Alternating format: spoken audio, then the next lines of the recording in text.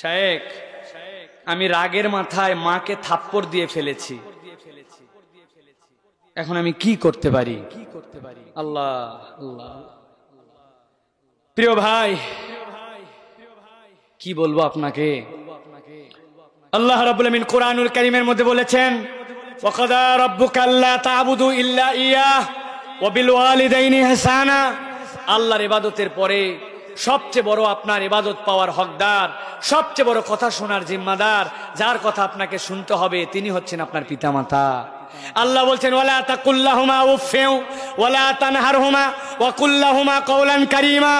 উফ শব্দ বলো না, এহেকার দিয়ে কথা বলো না। আমার বাপ মার সাথে আমি ঝাড়ি দিয়ে কথা বলি না, কথাই বলবো না। আল্লাহ বলছেন জি না, ওয়া কুল্লাহুমা কওলান কারীমা।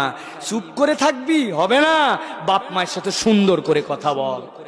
তাবেঈদের মধ্যে থেকে আসে ইবনে সিরিন থেকে